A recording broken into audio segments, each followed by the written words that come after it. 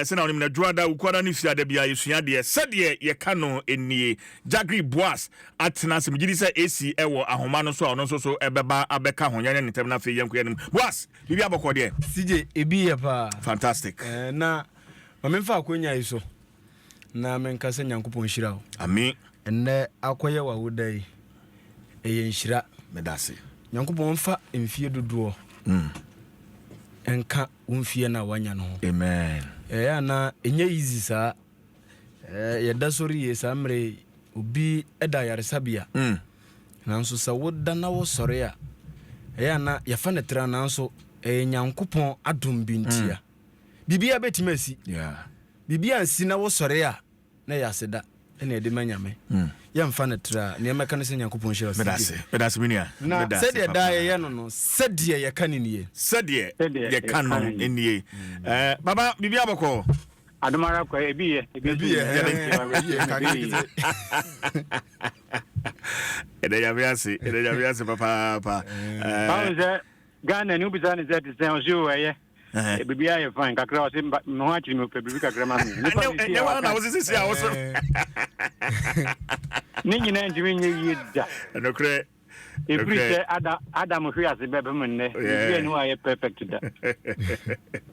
Lokre papa ene yesua de ene yesua de Boase ya CJ ene ye kɔ ne san akra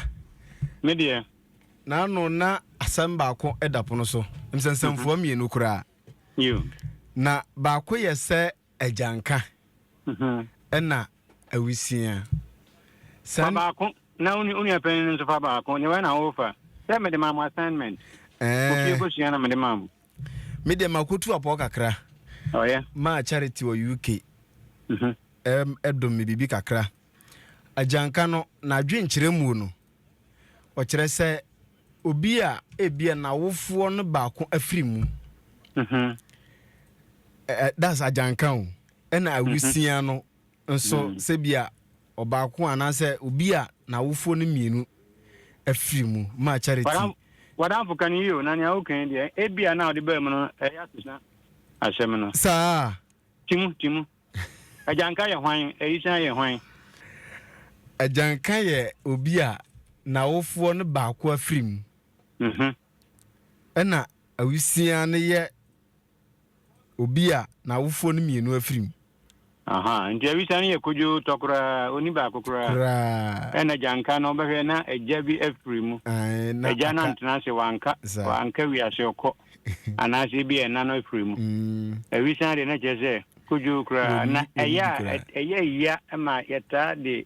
ya asɛm kan enkanka sɛ nea ɔyɛ ɔba no yapada awisia dio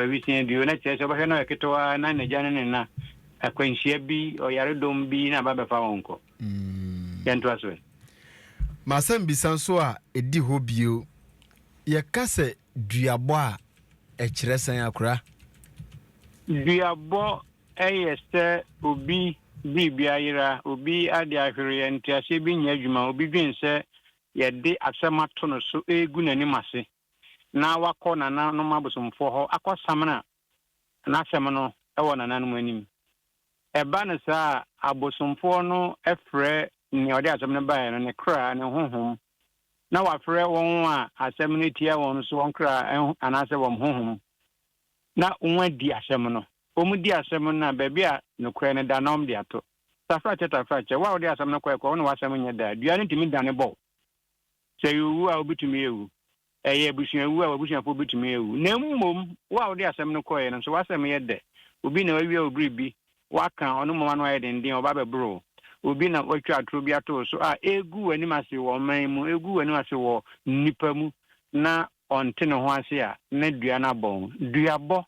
ɛyɛ honhom a edi asɛm na nea n'asɛm yɛ dɛ wɔn de ato hɔ nea n'asɛm nyɛ dɛ nso so wɔn ama amansa nyinaa so ate ɛyɛ spiritual adjudication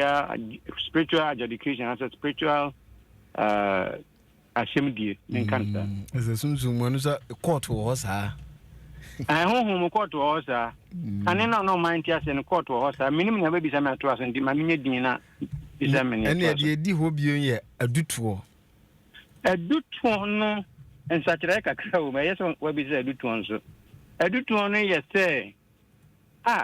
damfo yiri ho yɛ mepɛ menya na aka mepɛ damfo yi yɛ hyete ɔyɛ tu no ɔnyɛ me hwee deɛ na nso so no biribi nti ne ho yɛ mahia na sɛ m'ani bere no nti no mefa sunsun mu a poison ɛno no ɛnyɛ asɛm deɛ bi anim o adutu no wobɛhwɛ koraa na ɔnyɛ ne bɔne ne mu mefa honhom mu a poison mefa honhom mu adi aduro aka ne tɛkrɛma mefa honhom mu de aduro ato no te sɛ nea mede aduro bɔnwoma dɛnkyɛm bɔnwoma ato aduane mu ama no no ɛno deɛ ɔnyɛ wɔ hwee koraa yɛ na sɛ waduro no yɛ nam a ɛbɛtumi aka no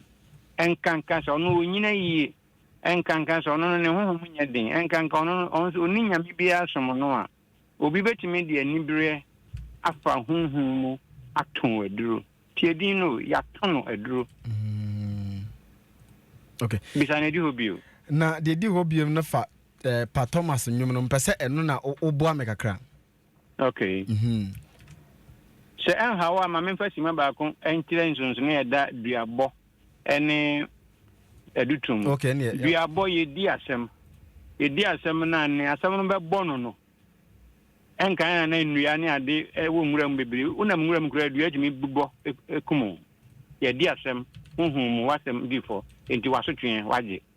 aduro to ɛyɛ spiritual poisoning sɛ wasɛm yɛ do sɛ wasɛm nyɛ do obi tumi to aduro ma ɛka nsonsono no na o kan se pato masai den na mpɛ sɛ ne nnwom bi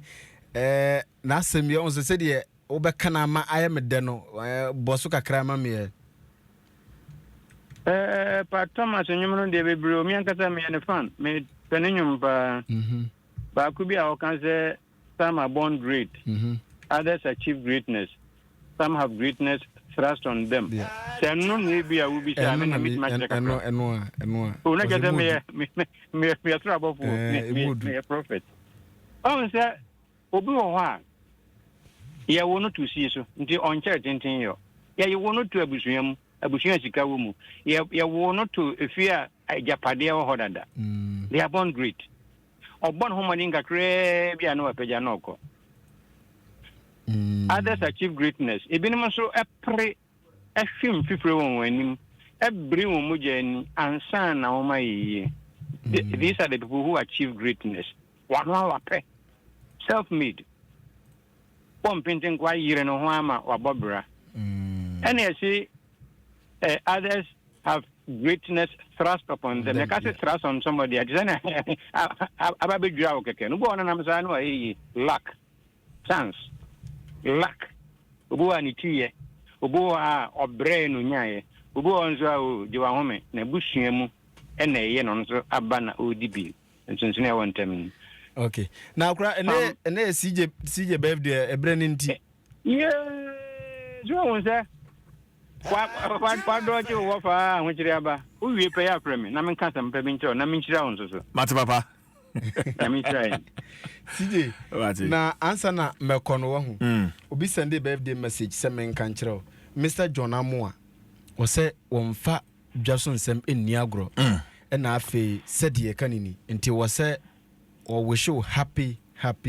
birthday enya won kwa na wodi birthday akukudam techiwa savior wase ende na woda nti me wishing happy birthday nti techiwa savior ende ya woda happy birthday nyankopon onhyira na onye okese CJ nyamenka ho meda se Jagri Boaz ne ye papa AC Ohene na se ne ade bia wo mo eye ne no Sɛdeɛ ye kano enie ene ukwa na pɛ nso so wo mo de abesum ye no radio na Adom 106.3 FM